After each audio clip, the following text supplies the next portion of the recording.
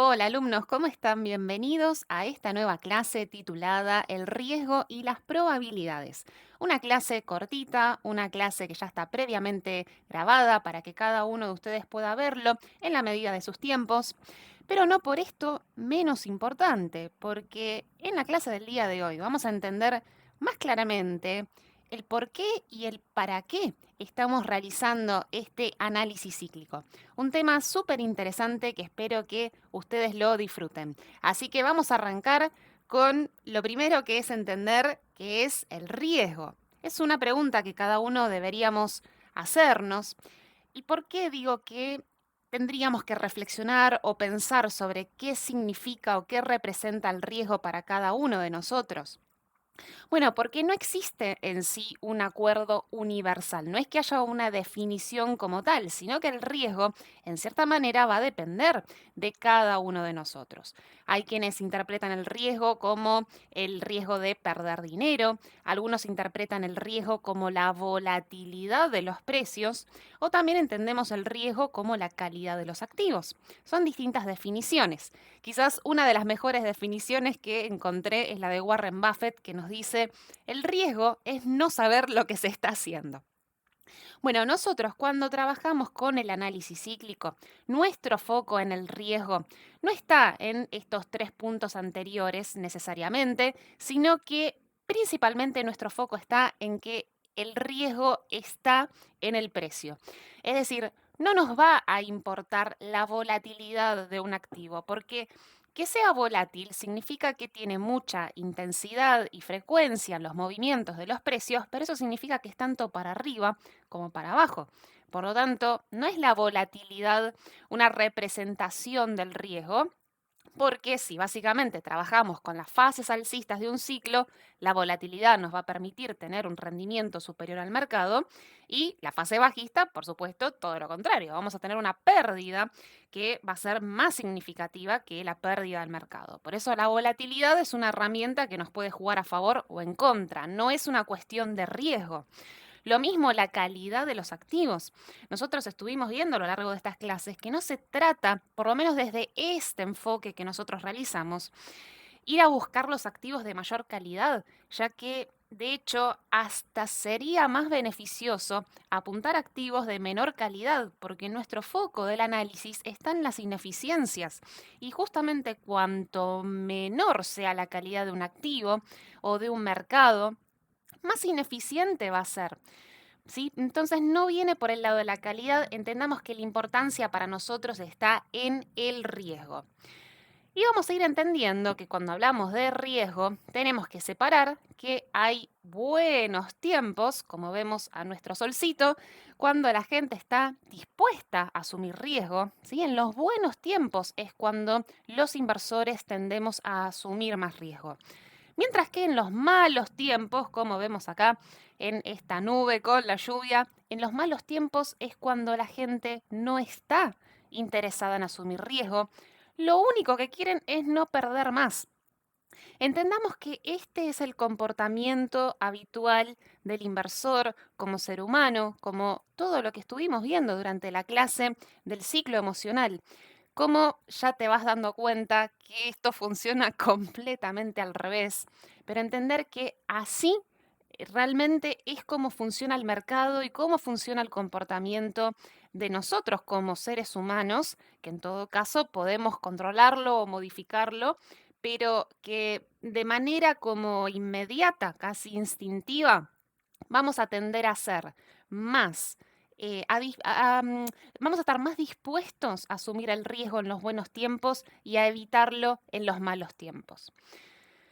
Y lo importante del riesgo es entender que hay una relación positiva entre riesgo y rendimiento.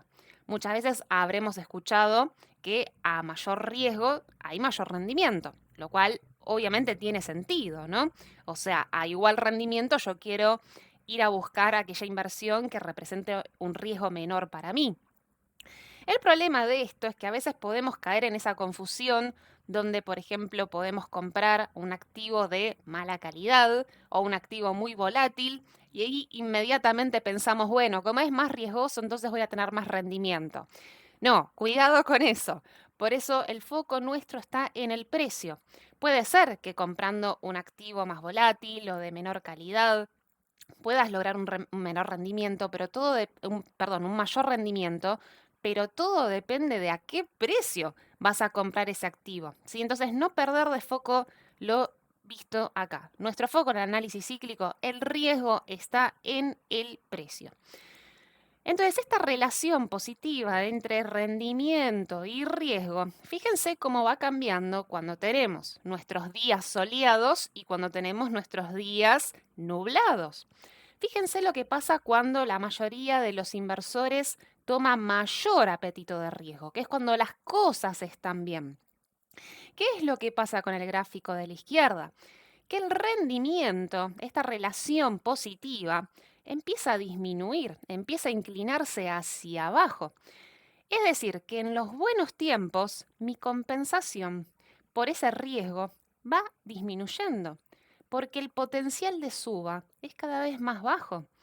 Cuando las cosas andan bien, significa que de a poco la bolsa va quedando más cara, de a poco vamos llegando a la zona de sobrevaluación, vamos llegando a los momentos donde los inversores se vuelven eufóricos y como sabemos, ningún activo va a subir hasta el cielo indefinidamente. Por lo tanto, cuanto más caro esté ese activo, el potencial de suba es bajo. Entonces, por lo tanto, la compensación por el rendimiento que yo voy a obtener es cada vez más bajo. En cambio, cuando los días están nublados, cuando las cosas no andan bien en la economía, cuando nos invade el pánico, es decir, cuando los inversores tienden a ser más temerosos, es el momento en el cual nosotros podemos lograr una mayor compensación por ese riesgo. Por eso vemos en el gráfico de la izquierda cómo esta línea sube, se inclina hacia arriba. Es decir, que tomando riesgo en los momentos malos, mi potencial alcista es mayor, mi potencial de suba es más alto, mi compensación por tomar ese riesgo aumenta. Porque imagínense, si estamos comprando un activo cuando está subvaluado, eso significa que el potencial de suba que quede por delante es mayor. Entonces, acá es donde nosotros deberíamos enfocarnos, acá es donde nosotros deberíamos tomar más riesgo, haciendo lo contrario a lo que hace la mayoría de los inversores, que es evitar el riesgo cuando las cosas están mal. Entonces, fíjense lo irracional que termina siendo el inversor cuando hablamos de riesgo porque, por supuesto, como vimos en la clase del ciclo emocional, los inversores no tomamos decisiones racionales en materia de inversiones, sino que se basa muchísimo en nuestras emociones. Entonces, ¿qué ocurre durante los mercados alcistas? ¿Qué es lo que se va como generando un poco en las emociones y esas decisiones que finalmente toman los inversores? Bueno, que cuando estamos en ese mercado alcista, los acontecimientos son positivos. Eso va generando que haya un mayor optimismo entre los inversores. Cuando hay más optimismo, las personas son más tolerantes al riesgo. Como son más tolerantes al riesgo, entonces se exigen primas de riesgo más bajas, es decir, que se exigen menores retornos por los activos de riesgo. Los precios van aumentando y en la medida que van aumentando esos precios, aumenta el riesgo de los activos. ¿Sí? Por el contrario, cuando nos encontramos en los mercados bajistas, los inversores pierden dinero y aumentan su cautela. Acá es cuando empiezan a desconfiar. Enfatizan evitar las pérdidas en lugar de buscar oportunidades. Que esto es lo que nosotros deberíamos hacer, enfocarnos más en no perder oportunidades en vez de estar enfocados en perder dinero. Son conservadores para evitar esa desilusión y aplican un escepticismo extremo. Les resulta imposible identificar, ni siquiera imaginar inversiones que ofrezcan un margen de seguridad adecuado. Justamente, ¿no? Cuando estamos en esos momentos tan malos, cuando hay subvaluación, estamos comprando activos con un margen de seguridad. O sea que mínimamente tenemos asegurado de alguna manera, o pongámoslo entre comillas, volver por lo menos en algún momento al valor justo, a ese valor medio, a ese valor intrínseco. Y finalmente, así como la tolerancia al riesgo los había posicionado para convertirse en compradores de activos sobrevalorados en los máximos, ahora sus gritos de aversión al riesgo los hace vendedores en vez de compradores en el suelo del mercado. Acá vemos este comportamiento totalmente opuesto que toma el inversor. ¿Cómo puede ser esta locura que veíamos en el ciclo emocional? Como si bien obviamente nadie va a poder vender exactamente en el techo, comprar exactamente en el piso, pero por lo menos no hacerlo al revés, por lo menos no hacerlo de manera opuesta, que es lo que naturalmente tiende a hacer el inversor. Tiende a comprar más en los techos y vender más en los pisos, es decir, tomar más riesgo en los techos y evitar el riesgo en los pisos. Por eso decimos que esto es el mundo del revés. Vemos acá el pez como vuela, tenemos el ave que está nadando. Esto es el mundo del revés. El riesgo es elevado cuando los inversores consideran que el riesgo es bajo. Por eso está totalmente distorsionada la realidad según este sesgo, esta visión que tenemos como seres humanos, ¿sí? Entonces tratemos de separar lo que pueda ser una realidad objetiva. Quizás no podamos alcanzarla en su totalidad, al 100%, pero veamos qué sesgado, qué tan distorsionado tiene la visión la mayoría de los inversores, o sea, cada uno de nosotros como seres humanos, respecto de lo que es el riesgo. Terminamos haciendo completamente lo contrario, ¿no? Pero bueno, la idea de nosotros como inversores cíclicos es justamente que tomemos riesgos en los malos momentos y que tratemos de cuidar ese riesgo, ¿sí? Ser más cautelosos en los buenos momentos, porque todo esto finalmente depende de cuánto es el potencial alcista que quede por delante.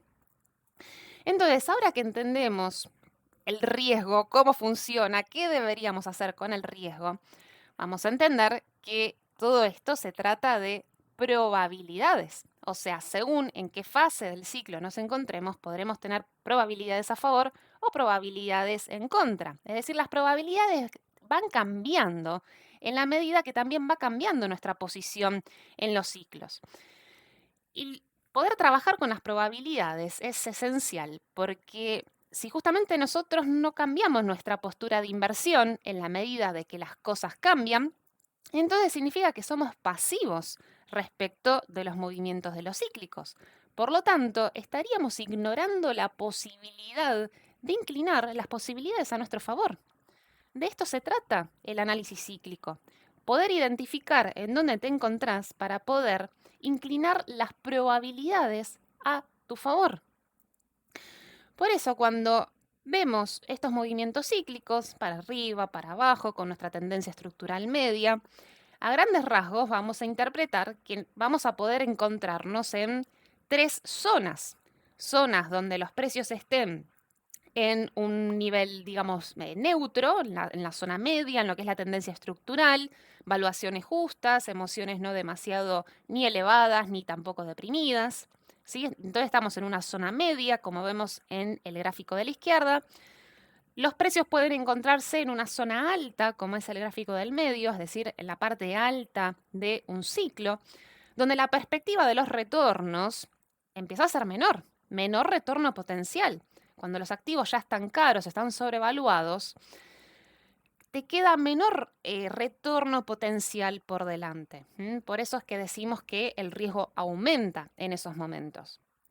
Y en el tercer gráfico, que es cuando los precios se encuentran en la parte baja del ciclo, entendiéndose, por ejemplo, en los casos más extremos, cuando hablamos de una crisis, son los momentos donde queremos aumentar nuestra exposición del riesgo porque ahí tenemos mayores probabilidades a favor respecto de los retornos potenciales alcistas que están por delante. Por supuesto, no hablamos de certezas, hablamos de probabilidades, pero siempre voy a tener una mayor probabilidad a favor de este retorno potencial alcista superior cuando hablamos de que los precios están subvaluados en la parte baja del ciclo en relación a el gráfico anterior, cuando los precios están altos. En ese momento yo tengo las probabilidades en contra. Sí, entonces por eso es que encontramos estas tres zonas de precios. En este momento estoy mostrando lo que sería esta zona media, donde la perspectiva de los retornos es normal. Y es difícil en esos entornos, cuando los precios cotizan a un precio justo, es difícil lograr un rendimiento superior al promedio del mercado. Son los momentos donde el crecimiento económico está en tendencia, donde las ganancias son normales, las métricas de valoración son razonables en relación al contexto de la historia, donde los precios están acordes a lo que es su valor intrínseco y las emociones no son extremas. En cambio, cuando estamos en un punto alto, los precios superan con creces el valor intrínseco. Se está empezando a cocer el optimismo. La perspectiva de los retornos está por debajo de lo normal y sesgada hacia lo negativo. ¿Sí? La perspectiva de retorno empieza a bajar. Esta relación que hablábamos anteriormente de la relación riesgo-retorno disminuye. En cambio, acá, cuando hablamos del punto bajo de los ciclos, precios subvaluados, es cuando aumenta la relación de riesgo-rendimiento. Acá está muy deprimida la psicología de los inversores. Las métricas de valoración se encuentran en niveles históricamente bajos, es decir, hay gangas en el mercado. Entonces los precios de los activos están muy por debajo de ese valor intrínseco. Por eso es que acá la compensación por tomar riesgo en los puntos bajos, esa compensación se espera que tenga rendimientos futuros muy altos, de muchas ganancias. ¿Sí? Mi potencial alcista es altísimo en estos puntos. Cuando los inversores son temerosos, en realidad deberían tener coraje. Muy bien, entonces, así como entendemos el por qué hacemos estos análisis cíclicos, ¿por qué? Porque queremos cambiar las probabilidades a nuestro favor, aumentar el riesgo cuando están a nuestro favor, disminuir el riesgo cuando las probabilidades están en nuestra contra. Para eso hacemos un análisis cíclico, para eso identificamos si estamos en la zona alta, media o baja de un ciclo. Pero ahora vamos a ver el para qué. ¿Sí? Ya vimos el por qué. Ahora deberíamos ver un poco el para qué. Entonces, ¿para qué estamos haciendo todo este análisis? Bueno, porque nuestro objetivo debería ser superar el rendimiento del mercado, ¿no es cierto? Por eso somos inversores activos. Y hay algo importante que tenemos que tener en cuenta cuando hablamos de los retornos históricos que nos da un índice como el S&P 500, como vemos acá en la pantalla. Normalmente ese rendimiento suele andar alrededor del 10%, que es el rendimiento que vemos con más frecuencia, ¿no? Que es el que está más bien como en el medio de toda esta distribución de probabilidad de rendimientos. 10% es lo que habitualmente uno puede llegar a lograr como rendimiento anual si uno simplemente invirtiese en lo que es el índice del S&P 500. Vamos a decir, por ejemplo, si fuese el ETF SPY. Mientras que después tenemos momentos más inusuales que se dan con menos frecuencia, que son los que vemos en los extremos, que son momentos donde la bolsa pudo haber llegado a rendir un 40% anual, ya sea positivo como negativo, que son los extremos que vemos, ¿no? En verde oscuro o en rojo oscuro. Por lo tanto, siempre tenemos que tener en mente que en general como inversores deberíamos estar logrando al menos un 10% de rendimiento anual, tomando buenos y malos periodos de tiempo. Que la historia nos demuestra que los inversores, cada uno de nosotros como inversores individuales, si bien logramos un rendimiento positivo, también la historia nos demuestra que no logramos tener el mismo rendimiento que el mercado y desde ya no podemos superarlo. Es decir, la mayoría de los inversores promedios no pueden lograr superar este rendimiento del S&P 500. Pero no solamente los inversores individuales, sino que a veces uno pensaría que los grandes fondos sí podrían ganar al índice S&P 500. Sin embargo, vemos en este estudio qué porcentaje de fondos rinden menos que el S&P 500 en horizontes de 15 años, en este que muestro acá en la pantalla, y vemos que alrededor del 89% de los fondos no logra superarlo. Recién un 10%, un 10, casi un 11% sí supera el rendimiento del S&P 500. A veces cuando pensamos cómo puede ser que los fondos tampoco logren rendir más que el mercado, pensemos que muchas veces el objetivo de los fondos en sí es captar clientes, cobrar comisiones. A veces no se trata tanto de poder superar el rendimiento del mercado, sino de básicamente seguirlo. Convengamos que también en esta industria, si uno hiciera cosas muy diferentes a lo que hace la mayoría de los fondos, uno podría estar exponiéndose. Supongamos, ¿no?, que un fondo tuviera alguna estrategia para poder lograr rendimientos elevados y superiores, pero dentro de 5 años, vamos a decir, ¿no? Una estrategia en la cual requiere que quizás durante 1 o 2 años sea necesario tener rendimientos negativos muy malos, pero con el objetivo de poder lograr ese rendimiento superior al cabo de un periodo de tiempo, 5 años por decir algo. Muchas veces uno se está exponiendo como gestor de ese fondo, porque imagínense, al cerrar el año, todos los fondos más o menos rindieron algo, supongamos un 5% anual, mientras que 5% anual, 5% anual, todos así rindiendo esto, mientras que este otro fondo que menciono pudo haber cerrado el año con un 30% de pérdida. Obviamente que llama la atención y vas a decir, che, pero ¿qué te pasa? ¿Cómo vas a estar con un rendimiento tan extremo, tan diferente respecto de los demás? Entonces, es como que en esta industria tampoco podés destacarte muchísimo, porque para poder destacarte también a veces implica tener este tipo de años con rendimientos quizás muy malos. Por lo tanto, vemos, ¿no?, cómo en general los fondos no tratan de hacer cosas muy distintas a los demás, o sea, más o menos van haciendo lo mismo, y la idea es que más o menos vayan acompañando al rendimiento de lo que puede ser un índice. Este es uno de los motivos de por qué cuando a veces uno piensa en los fondos, cómo puede ser que no le ganen al mercado. Por supuesto, no estamos hablando en su totalidad, ¿no? Como estamos viendo, hay una minoría que sí logra hacerlo, pero la verdad que no debería sorprendernos, ¿no? Porque muchos de los fondos, básicamente, el objetivo está en justamente captar clientes, captar fondos, nuevos capitales.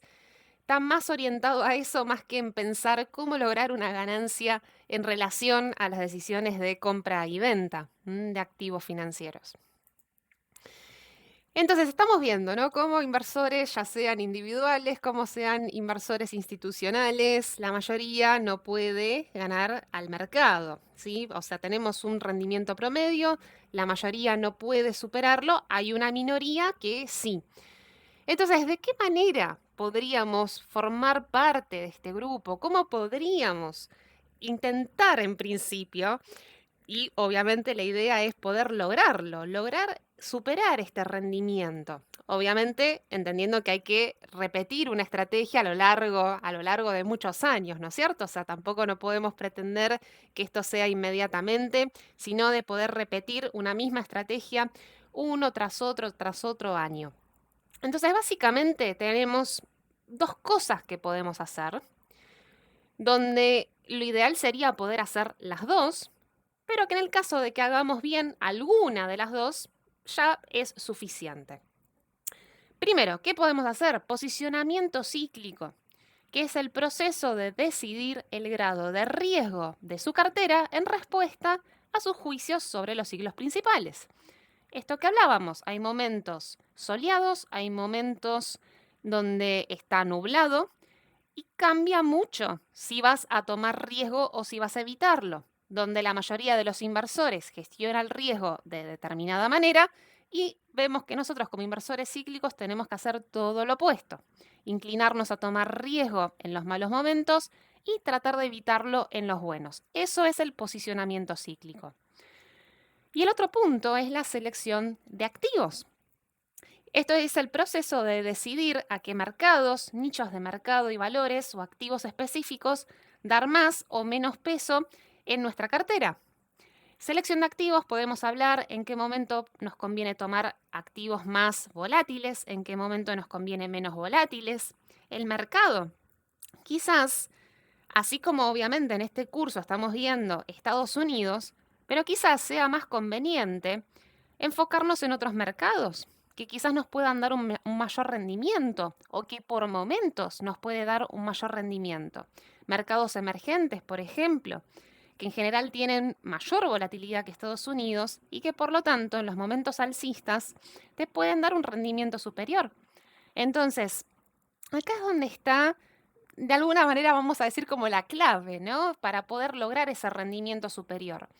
O mejorar, o sea, o trabajar mejor que la mayoría lo que es el posicionamiento cíclico, o trabajar mejor que la mayoría lo que es la selección de activos. O una cosa o la otra, y preferentemente, si podemos, las dos, obviamente que es muchísimo mejor. Entonces vamos con el primer punto, posicionamiento cíclico. Posicionamiento cíclico básicamente consiste en saber girar nuestra actitud frente al riesgo, ya sea agresiva o defensiva. Veamos que los ciclos van avanzando, momentos donde los precios están altos, donde están bajos, donde están intermedios, y en la medida de que va avanzando ese ciclo, las probabilidades van cambiando. Todo esto es algo dinámico. Entonces, la idea es que nosotros podamos calibrar, ¿sí? Como se ve en la imagen, ir calibrando en qué momentos ir tomando una actitud agresiva y en qué momentos una actitud defensiva. Entendiendo que justamente esto es como de a poquito vas girando un poquito más hacia la agresividad, por momentos vas girando un poco más hacia la defensa.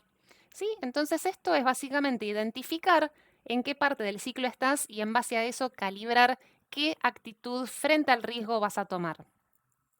Por eso, haremos inversiones más agresivas cuando las probabilidades estén a nuestro favor y aumentaremos nuestra actitud defensiva cuando las probabilidades estén en nuestra contra.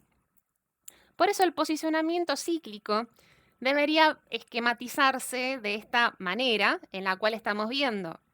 Esta línea azul es un ciclo, ¿sí? O sea, la fase alcista, luego la fase bajista, la línea media roja, que es este valor justo, la tendencia estructural, y cómo separamos el ciclo en dos partes, de arriba y abajo.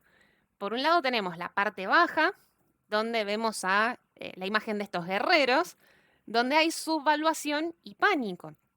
Entonces, ¿en qué consiste la actitud agresiva? La actitud agresiva que nosotros deberíamos tomar. Bueno, en tener coraje. Ese es el momento donde los activos están subvaluados. Estamos viendo que es la parte baja del ciclo. En la parte baja del ciclo tengo mayor probabilidad a favor. Entonces ahí yo giro mi actitud de riesgo tomando coraje. Por el contrario, en la parte alta del ciclo, los activos están sobrevaluados y hay euforia. Es el momento donde, si estamos en la parte alta del ciclo, entendimos que tenemos un menor potencial alcista por delante. Por lo tanto, cuando los inversores son eufóricos, nosotros tenemos que estar tomando una actitud diferente y es la actitud defensiva.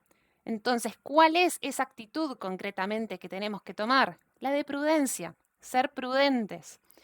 Entonces, fíjense cómo somos prudentes en el techo, cómo tomamos coraje en los pisos y estamos actuando de manera emocional totalmente distinta a lo que hace el mercado.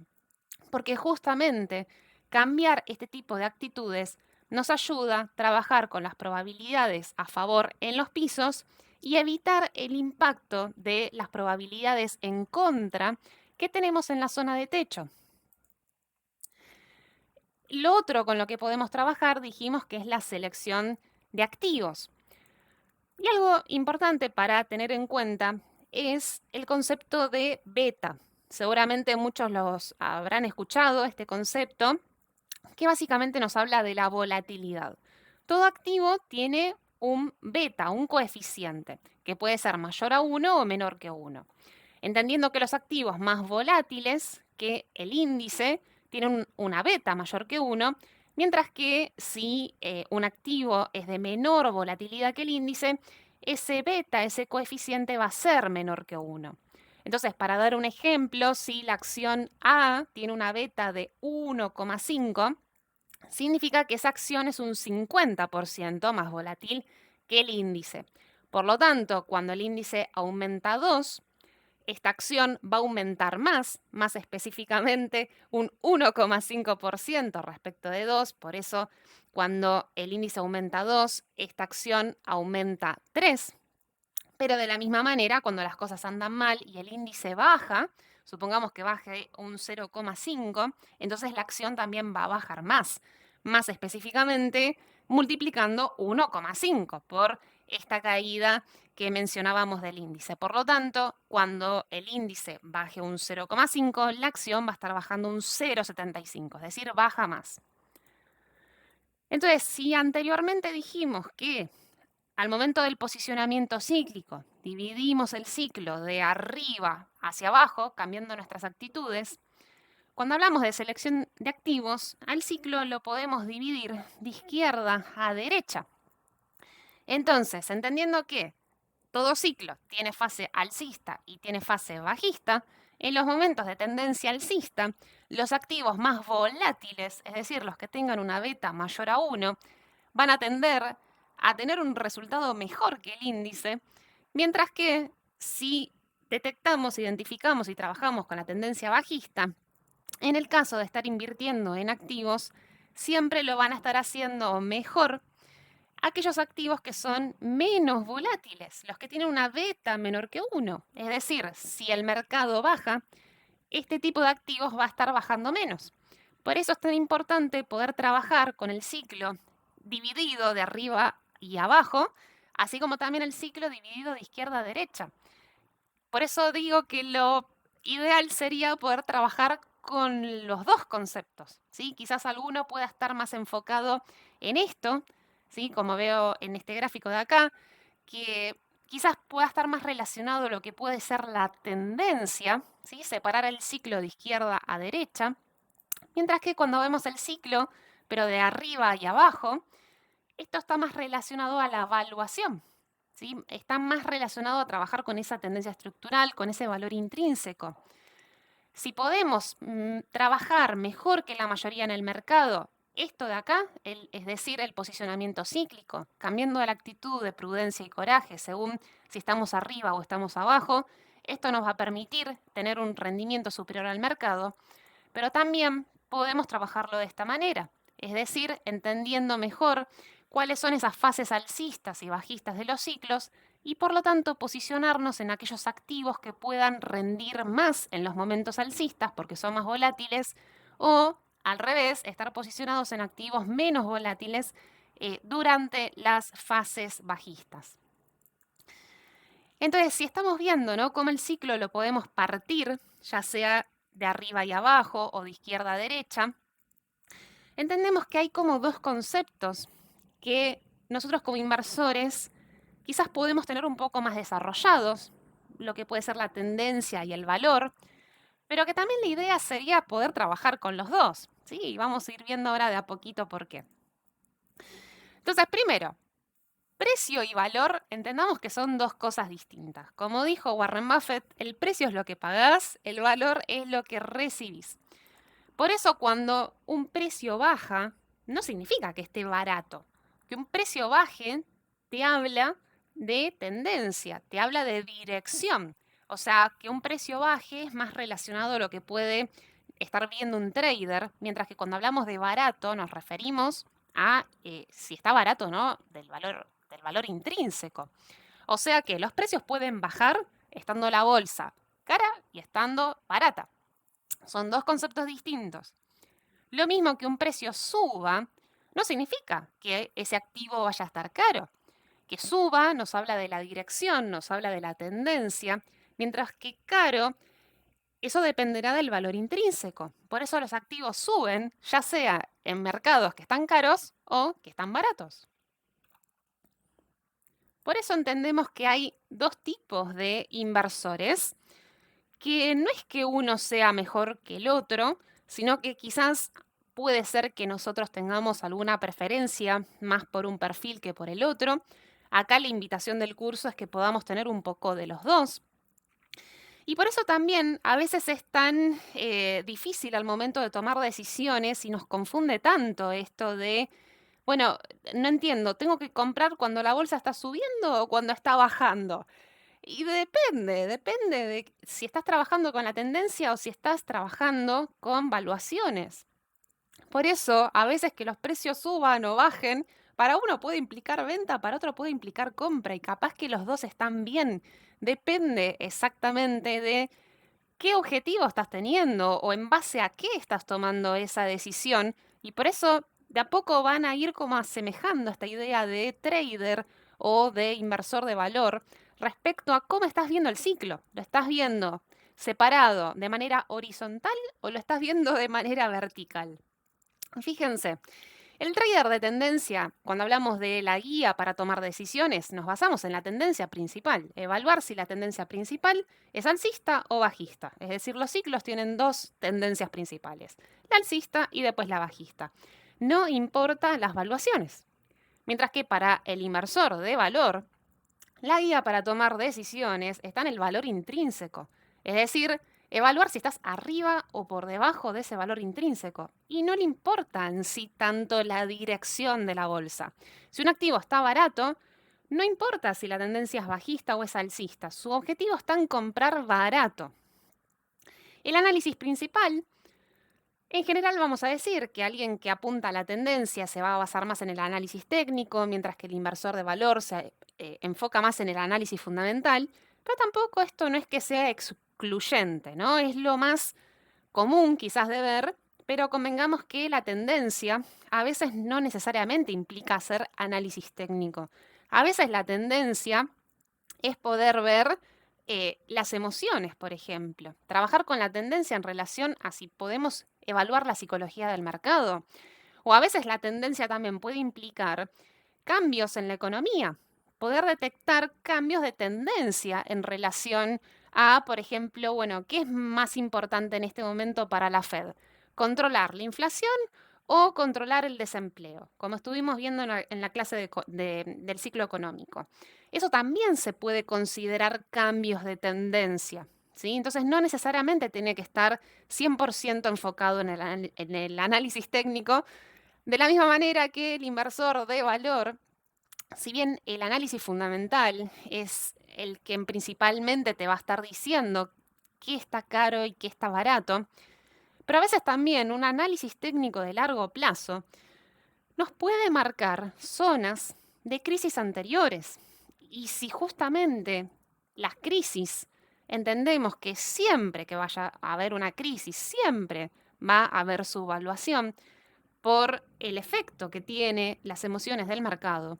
Entonces, a veces también el análisis técnico, bien entendido y complementando con también ideas de las velocidades en relación al crecimiento de las ganancias de las empresas o al crecimiento del Producto Bruto Interno, ese tipo de análisis, por más que sea análisis técnico, a veces también nos puede dar una idea bastante cercana de dónde puede haber precios baratos y dónde puede estar los precios caros. Por eso digo que no es totalmente excluyente la idea de trader, análisis técnico, valor, análisis fundamental. Y en relación a estos dos puntos, que son las valuaciones y las tendencias, cuando hablamos de valuaciones, el trader quiere comprar un precio y vender a otro más alto. No le importa la valuación. En cambio, al inversor de valor, lo que le interesa es comprar barato en términos de valuaciones. Y cuando hablamos de tendencia, este último punto del cuadro, cuando veíamos en el ciclo emocional, si trabajamos con la tendencia o en contratendencia, bueno, el trader de tendencia va con la tendencia. El trader de tendencia es el lobo disfrazado de oveja. Tiene que ir con las masas, no tiene que ir en contra. Va y acompaña a las masas. La diferencia es que sabe que, digamos, en el caso de ser una tendencia alcista, esa tendencia alcista no va a ser para siempre, ¿no? O sea, esa es la diferencia cuando marcamos que, ok, vamos caminando con las ovejitas, pero en realidad somos un lobo que está disfrazado de oveja. Mientras que el inversor de valor opera en contratendencia. El inversor de valor es el lobo solitario, va en contra de la tendencia. Por eso, si lo tengo que esquematizar un poco esto que estoy diciendo, fíjense cómo los ciclos van avanzando hacia arriba y hacia abajo, como un trader de tendencia, en principio, si quiere trabajar simplemente con la tendencia alcista, va a estar enfocado en estos movimientos que se ven con las flechas, donde claramente se ve, ¿no? O sea, tiene un movimiento alcista hacia arriba. Pero en cambio, cuando hablamos de valor, vamos a estar hablando de contratendencia, y por eso lo marco en estos círculos rojos, donde te resulta indistinto. Te resulta indistinto si la dirección es bajista o es alcista. Tu foco está en comprar barato. Por eso, a veces pasa esto, ¿no? De que, a ver, en las tendencias bajistas, entendiendo que, sobre todo cuando hablamos de un bear market y estamos en una zona de crisis, los precios son atractivos porque están subvaluados, pero en medio de la tendencia bajista, siempre vas a tener mayores probabilidades de que ese activo siga cayendo, porque, digamos, la manera de trabajar con las probabilidades es de que esa dirección se va a seguir manteniendo hasta que los hechos te demuestren lo contrario. Por lo tanto, en una tendencia bajista, por más de que los activos estén baratos, para un trader eso no debería ser importante. El trader tiene que esperar a que cambie la tendencia, porque para el trader no es importante la evaluación.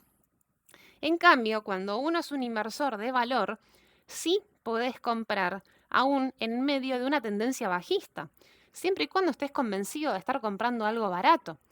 De hecho, si estás comprando con la tendencia bajista, eso significa que cada compra que hagas, lo más probable es que siga cayendo, pero lejos de ser un problema, todo lo contrario, porque estás realizando una acumulación, entendiendo que si vas armando ese plan de acumulación de a poco, cada vez vas a poder ir comprando más barato.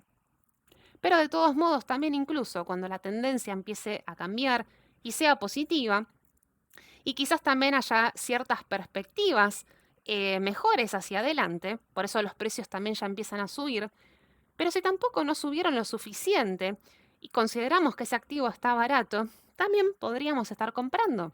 Por eso al inversor de valor no le va a estar significando la dirección en sí de la bolsa.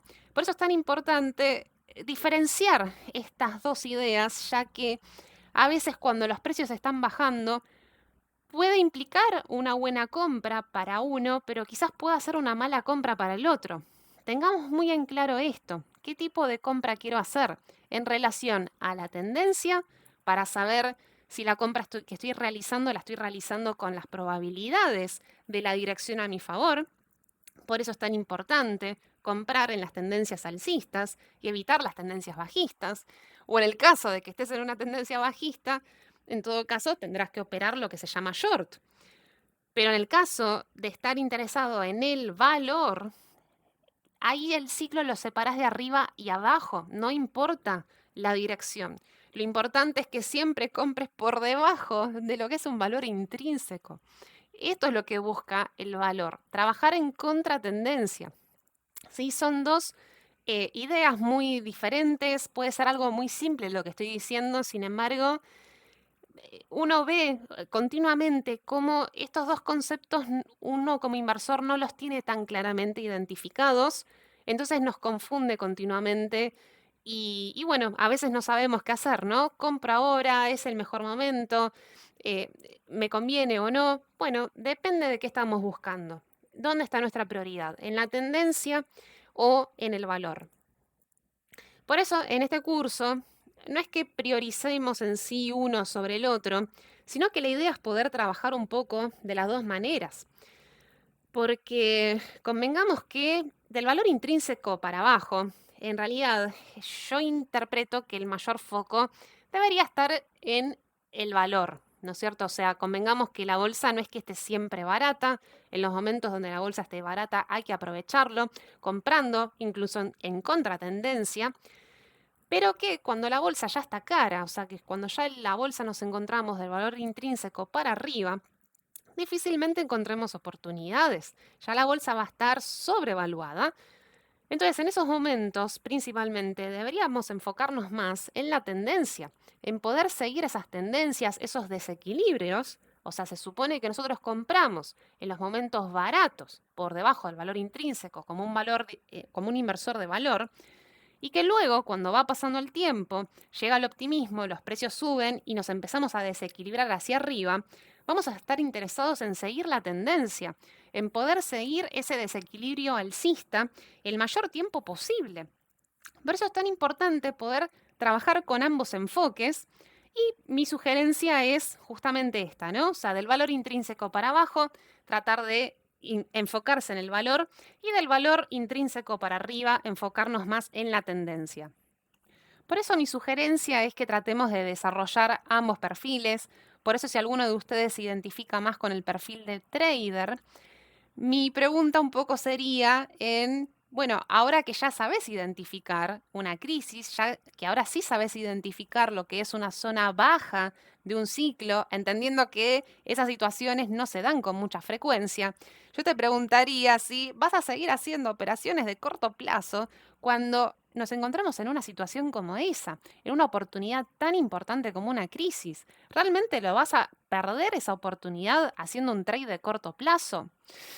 Lo dejo ahí para que uno quede pensando, ¿no? Y reflexionando con esta pregunta. De la misma manera también, si alguno de ustedes se identifica más con el inversor de valor, yo le preguntaría, en los momentos de auge, ¿sí? En los momentos del techo del mercado, donde difícilmente haya oportunidades, si hay euforia, el mercado está sobrevaluado. Entonces, ¿tiene sentido que el inversor de valor esté quemándose las pestañas, mirando balances, tratando de buscar una oportunidad en esos momentos? Y la verdad es que, a ver, mucho sentido no tiene, o en todo caso tendrá sentido evaluar esos balances para poder estar formado y preparado para cuando el día de mañana la bolsa cambie de escenario y pueda volver a estar barata, ¿no? Pero lo que quiero decir es de que en las zonas altas del ciclo, por más que trates de buscar y buscar oportunidades, no las vas a encontrar. Y en su lugar, por eso también la pregunta para reflexionar es si no sería mejor en esos momentos estar pensando un poco más en términos de tendencia para acompañar esas inversiones que nosotros realizamos, para acompañarlos el mayor tiempo posible en la medida de que esos desequilibrios alcistas nos estén acompañando. Entonces, con estas dos ideas, ¿sí? De tendencia y de valor, estas ideas de, por un lado, lo que es el posicionamiento cíclico y lo que es la selección de activos, entendemos que hay distintas probabilidades con las cuales nosotros podemos trabajar.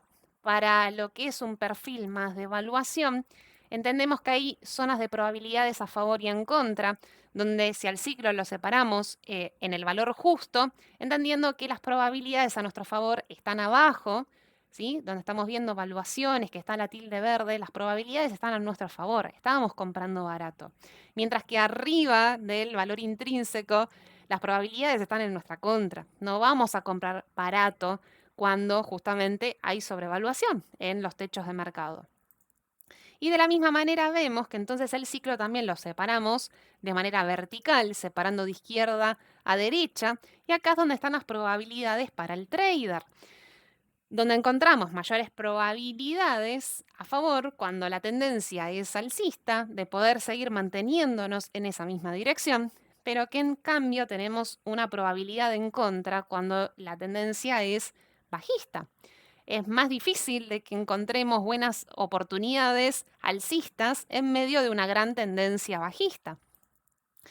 Entonces, por eso la propuesta de acá, de este curso, es que podamos combinar ambos perfiles y esto significa que vamos a empezar a ver el ciclo en vez de separado en dos, ahora lo vemos separado en cuatro, combinando un poco de los dos elementos que vimos anteriormente. entendiendo que hay momentos donde la tendencia y las valuaciones se van a comportar de la misma manera, pero hay otros momentos donde no. Quizás algo tengamos a favor, algo tengamos en contra. Por eso vamos a ir viendo que es necesario poder en algunos momentos trabajar más en relación a la tendencia y en otros en momentos donde tenga más sentido trabajar con las valuaciones. Justamente al ver este gráfico es que en la clase final, cuando veamos estrategias, lo que hacemos justamente con el ciclo es poder separarlo en estos 4 cuadrantes y entender que ninguna estrategia nos va a servir para siempre, sino que esa estrategia tiene que ir cambiando en la medida de que nos encontremos en cada uno de estos cuadrantes, porque justamente las probabilidades no son las mismas. Por eso la estrategia, la herramienta que utilicemos en cada cuadrante va a ser diferente. Bien, bueno chicos, ahora entonces vamos a ir cerrando con este tema muy importante, ojalá realmente les guste muchísimo, que son los resultados asimétricos. Que cuando hablamos de resultados asimétricos nos referimos a estos resultados en los cuales nosotros podemos lograr un rendimiento superior al mercado, que como vimos vienen de 2 factores. Por un lado, que es el cuándo cambiar nuestras actitudes, agresivas a defensivas y viceversa, es decir, hablar del posicionamiento cíclico, y el qué activos darle mayor o menor ponderación en nuestro portafolio, que justamente es la selección de activos. Dijimos que cualquiera de estos dos nos va a permitir lograr ese rendimiento superior y que idealmente, si tenemos los dos, es mejor. Entonces me gustaría que lo veamos como de una manera bien gráfica, por qué es importante tomar este tipo de decisiones y por qué es tan importante algo de lo que quizás no se habla tanto, la tendencia bajista.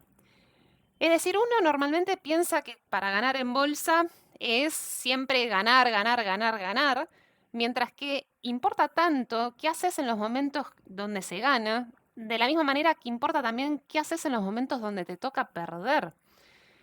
Los movimientos del mercado, si justamente estamos estudiando los ciclos, es porque entendemos que hay 2 fases, la fase alcista y la fase bajista. Hay momentos donde la bolsa está cara, hay momentos donde la bolsa está barata. Entonces es muy importante cómo trabajas en los 2 escenarios. Y vamos a ver distintos perfiles de distintos inversores para ver si tiene sentido o no tomar este tipo de decisiones que recién mencionaba, ¿sí? En alguna de estos 2 elementos, como para ver si podés realmente ganarle o no al mercado. Vamos a verlo de manera gráfica para que se entienda lo que estoy diciendo. A ver, vamos con un primer ejemplo, ¿no? Supongamos un inversor que invierte en un fondo, supongamos un ETF más precisamente, el ETF SPY, es decir, que vas replicando lo que es el índice de S&P 500. Un inversor sin asimetría no toma ningún tipo de decisión distinta que el promedio del mercado, sino que simplemente acompaña. Entonces, en este gráfico, ¿qué vemos? Que cuando el mercado sube un 10%, el rendimiento de este inversor sube un 10%, mientras que si el mercado baja un 10%, el inversor también en sus rendimientos va a bajar un 10%. Este sería un ejemplo en el cual el inversor no toma ningún tipo de decisión y acompaña al mercado. Pero vayamos a ver otros tipos de perfiles en los cuales veamos qué pasa con un inversor defensivo y qué pasa con un inversor agresivo. Ahora, cuando hablamos de estos inversores, me refiero a aquellos que siempre son defensivos, es decir, que siempre son conservadores, y aquellos que siempre son agresivos, es decir, que siempre son más arriesgados. En este ejemplo, cuando un inversor es defensivo, no logra la simetría. Es decir, fíjense lo que pasa. Cuando el mercado sube un 10%, este inversor gana menos, un 5%. ¿Sí? Es más conservador, obtiene menores rendimientos. Mientras que cuando el mercado baja, si el mercado baja un 10%, este inversor, su rendimiento baja un 5%. El hecho de ser más conservador le permitió que sus activos cayeran menos que el mercado. Sin embargo, cuando vemos la combinación de ambas fases, la alcista y la bajista, finalmente el inversor termina en un punto muy similar al mercado. Es decir, no logramos asimetría siendo siempre conservadores, siendo siempre defensivos. O sea que básicamente, si somos siempre conservadores, vamos a obtener un rendimiento similar al mercado, solamente que de una manera más relajada, de una manera más conservadora, con activos menos volátiles. Y lo mismo pasa con el inversor que siempre es agresivo. Un inversor que siempre es agresivo va a terminar en un punto muy similar al mercado, solamente que con activos más volátiles, donde todo fue como mucho más extremo. Entonces, claro, el hecho de ser agresivo te ayuda a lograr un mejor rendimiento que el mercado cuando las cosas están bien. Por eso vemos que cuando el mercado subió un 10%, este inversor obtuvo un rendimiento del 20%, lo duplicó. El problema es que ser agresivo siempre, incluso en la tendencia bajista, significa que también tus caídas van a ser mayores que el mercado. Entonces, cuando el mercado cae un 10, las caídas de este inversor son mayores, son las del 20% de caída. Entonces, estamos viendo, ¿no?, cómo ser todo el tiempo conservador o todo el tiempo agresivo no nos sirve absolutamente de nada. Vamos a terminar en un punto muy similar al mercado. No estamos logrando lo que se llama la simetría, ¿sí? O sea, no estamos cambiando de posición en la medida de que identificamos distintas partes de los ciclos, sino que hacemos siempre lo mismo, mantenemos la misma estrategia siendo totalmente indiferentes a las probabilidades que nos permite trabajar con cada una de las etapas de los ciclos. Por eso vemos que en estos dos ejemplos, la verdad es que son inversores que son, o sea, son asimetrías sin valor, no están obteniendo un rendimiento superior que el mercado. La única diferencia es que en el caso de que seas el inversor B, que siempre es defensivo, tu camino es un poco más tranquilo, sin demasiados obstáculos, mientras que si sos el inversor C, el inversor siempre agresivo, si bien vas a lograr el mismo destino que el otro inversor, pero con un camino con muchísimos más obstáculos y muchísimas más emociones durante todo ese viaje. Pero esto no termina acá, porque vamos a ir viendo otros perfiles de inversor donde sí se logra una simetría con valor, una simetría que te permite lograr un rendimiento superior al mercado. Estos ejemplos que vimos hasta ahora básicamente te darían un rendimiento muy similar a lo que es el mercado, solamente que en algunos casos con mayor o con menor volatilidad. Pero veamos que a veces puede ser que tengamos algún tipo de sesgo un poco más agresivo o un sesgo un poco más defensivo, pero que así todo no sos indistinto de los movimientos cíclicos del mercado. Es decir, podés identificar en qué fase te encontrás y actuar en consecuencia. Es posible que cada uno de nosotros, en general, tienda a ser un poco más conservador y otros tiendan a ser un poco más agresivo. Esto puede ocurrir, es parte de, digamos, la naturaleza de cada uno de los inversores o quizás lo que se conoce como comúnmente el perfil de inversor, ¿sí? Que algunos somos más conservadores o podemos ser más agresivos. Pero que así todo, a pesar de tener este sesgo hacia un lado o hacia el otro, de todos modos, siempre termina girando las probabilidades según el posicionamiento cíclico o la selección de activos. Entonces, veamos algún otro ejemplo, ¿sí? Este es, por ejemplo, asimetría con valor, con sesgo agresivo, es decir, que en general tiende a ser más agresivo que el mercado, pero toma distintas decisiones en la fase, digamos, alcista y la bajista, es decir, cuando toca ganar y cuando toca perder. Fijémonos, este inversor, el inversor D que estamos viendo con este color azul. Cuando el mercado gana, sube un 10%, este inversor D, como es agresivo, tiene un rendimiento superior. Es decir, el hecho de tener activos, por ejemplo, más volátiles, tiene un rendimiento del 17%, mientras que el mercado subió un 10%. Ahora, el hecho de que seas agresivo también hace que durante la fase bajista, cuando el mercado cae un 10, tu rendimiento también cae más, porque sos más agresivo. Entonces, en vez de un 10, está cayendo un -12.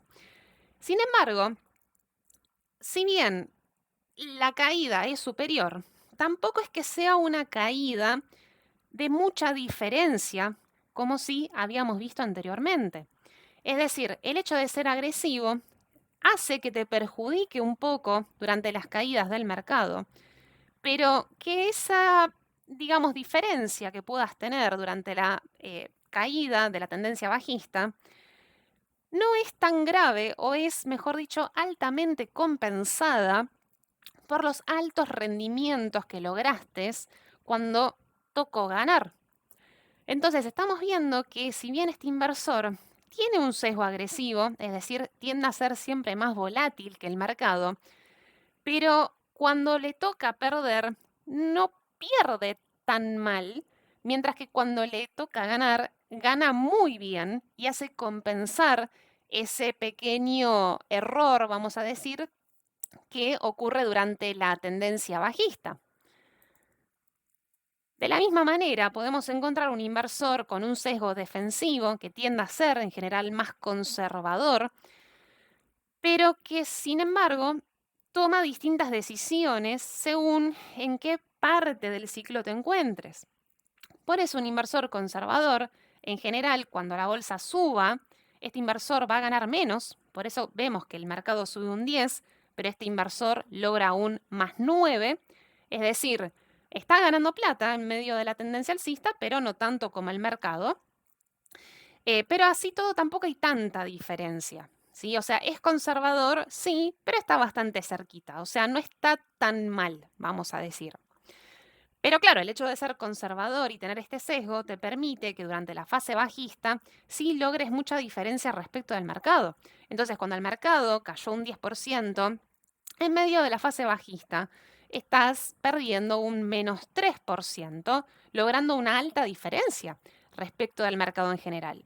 Por eso este sesgo defensivo, si bien hace que durante la fase alcista, en los momentos de ganar, no lo hagas extraordinariamente bien, de hecho lo estás haciendo un poco mal, pero no tan mal en relación a lo extraordinariamente bien que lo hiciste durante la fase bajista. Por eso estos dos inversores que estamos viendo en estos ejemplos, si bien podés tener un sesgo inclinado hacia alguno de estos dos perfiles, más conservador o más agresivo, de todos modos estás logrando lo que se llama la simetría con tus resultados.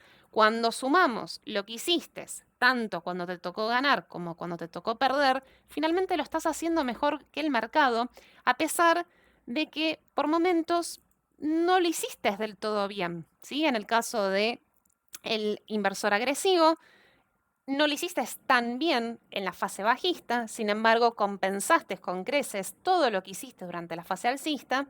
Y al revés, el inversor defensivo, si bien no lo hizo tan bien durante la fase alcista, lo hizo extraordinariamente bien sobre la tendencia bajista. Por eso logra la simetría. Ahora vamos un pasito más, vayamos a un inversor con mayor habilidad a estos dos, y es lo que llamamos la simetría equilibrada. Ahora empecemos a imaginar un inversor que no tiene sesgo, es decir, que no tiene un sesgo que normalmente tienda a ser más defensivo o que tienda a ser más agresivo, sino que es totalmente equilibrado, no tiene una preferencia por alguno de estos dos perfiles.